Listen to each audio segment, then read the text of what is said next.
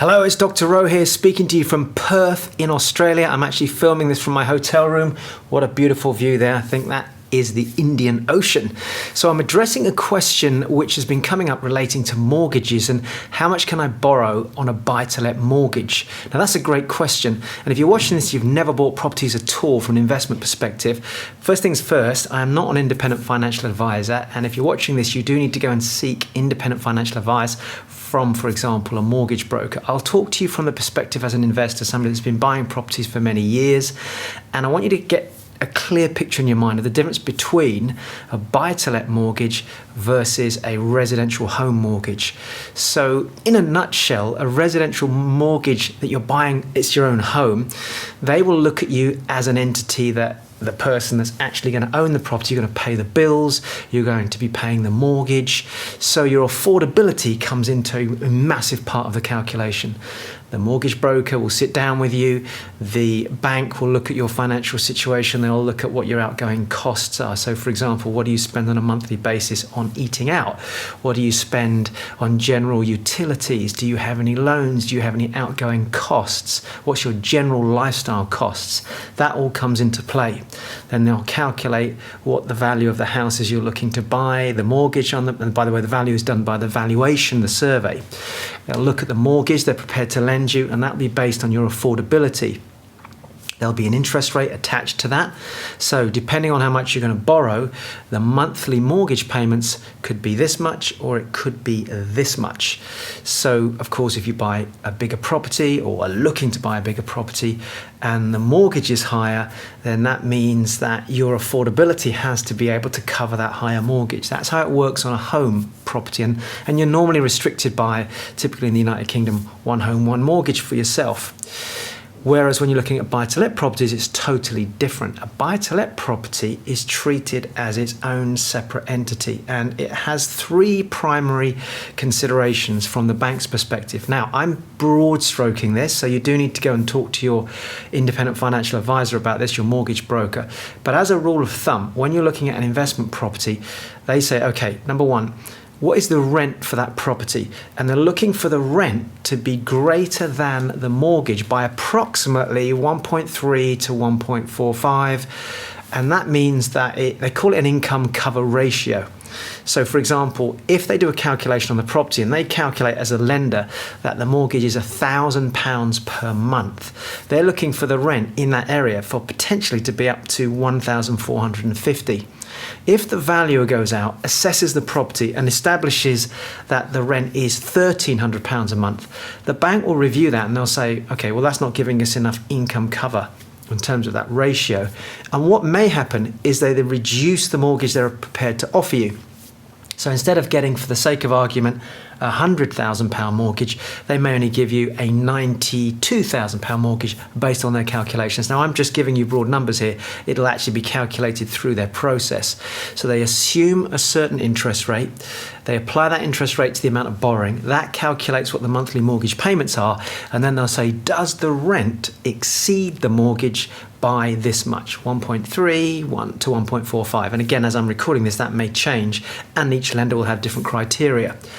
That's a very important factor. So if you haven't done your research correctly, if you've gone out and you've thought, this is a great property, I really like the look of it, it's in an area that I really like, which by the way is not necessarily the reason to be buying that. And that's another conversation we can cover in another video. But let's say you've gone through that process and you go, yes, and you've looked at the rents and the rents are coming in at £1,100, £1,200, and you go and the valuer comes out and the bank says, well, okay, actually, yes, you can rent this property out, and according to the valuer, you can only get £1,100 or £1,200 a month. That means that we can't lend you as much as you want to borrow, and they'll reduce the mortgage to give them that income cover ratio. That's the first criteria. Second thing they're going to be looking at is the valuation of the property. So you might think that it's worth, for the sake of argument, 130,000 or 230,000 or 300,000 or whatever the figure is. But just because you think that's what it's worth, that doesn't mean to say that's what the bank's going to assess it at. So they're going to send out a Royal Institute Chartered Surveyor, a valuer, to go out and they will look at the property. Now, what that valuer will do is they'll assess the property based on the market conditions. And keep in mind that the valuation has to be in alignment with what property is selling for. So, for example, you might think, oh, great, the estate agent's told me I can put it on the market or that the estate agents told me it would sell for 200,000. You're buying the property, and the intention here is to buy it at a discount. Now that's great. Ideally, if you can get it at a discount, then you're in the money to start with. You make money when you buy, remember that.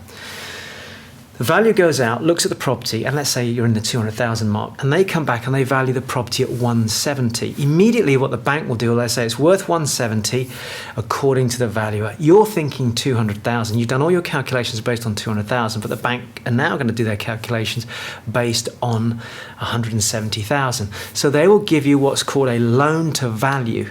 Now, the loan to value is either 0.7, 0.75, 0.8, but typically you're looking at 0.75. So to keep it simple, on a £200,000 purchase price, you would get 0.75 times 200,000, which is £150,000. If you were looking at a £100,000 property, you would get 0.75 times 100,000, which is 75,000. That's how it works. So as long as you've done your research, as long as the property is at the value that you say it's worth, and the valuer comes back and confirms that, that's the second thing that the bank get happy about. So let's go back to our valuation, and let's say, right, the property's come in at the 200 that you're looking for. That's great. That means you get 0.75 times 200, which is 150,000. So that means you would have to put in £50,000 as a deposit. Remember, the bank are giving you this much, and you're going to have to put the extra in. In a £100,000 property, you'd be putting £25,000 in.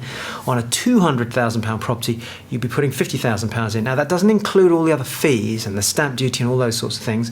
I'm not tackling that in this particular question. I'm tackling how much can I get on a buy-to-let mortgage, what's the bank prepared to lend me. So what have we got? We've got the rent has to stack up. If the rent stacks up, great. The valuations come back, great, at 200,000. The only other primary thing they're going to take a look at, and again, seek professional advice on this one, would be relating to your credit history. Have you got a good credit history? Have you got a good credit score? Are you credit worthy? If you've got a bad credit history and, for example, you have not paid your credit cards in the past, or you've been late on loan payments, then your credit score will be lower. Now, if your credit score's lower, there's a strong chance that in a situation like that, the bank are not prepared to lend to you, or they may be prepared to lend to you, but because you're a higher risk, they're going to reduce the loan to value to you, or they might give you a loan with a very high interest rate, very high being, for example, at the moment on a buy-to-let, as I'm recording this, you might get, say, 3%.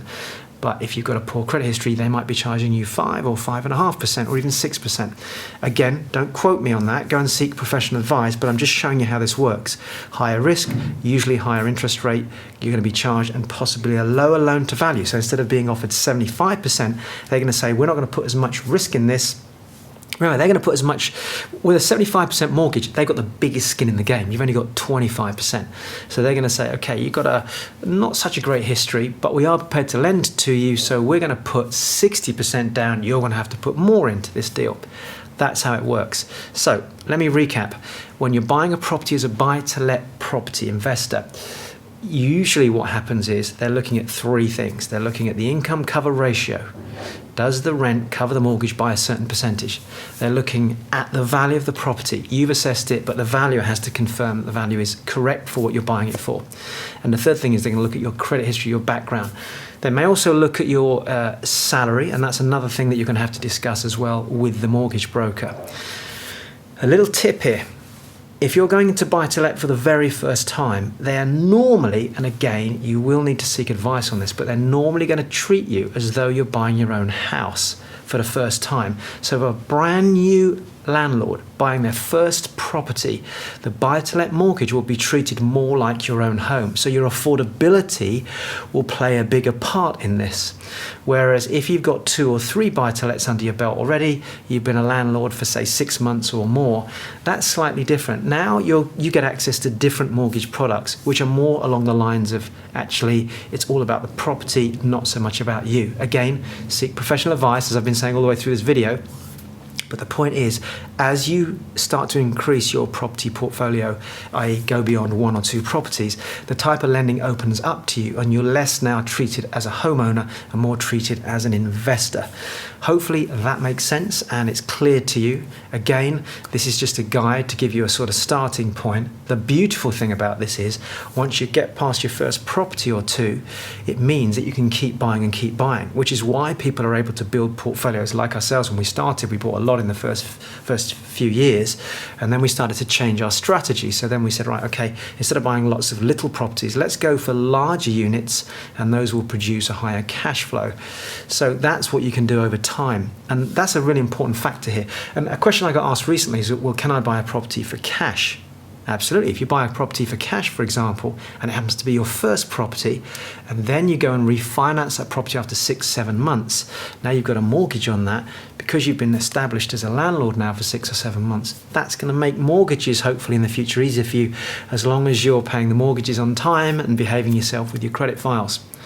Okay, so that's Dr. Rose signing out. I'm going to go have a walk by the Indian Ocean. Hopefully that's helped.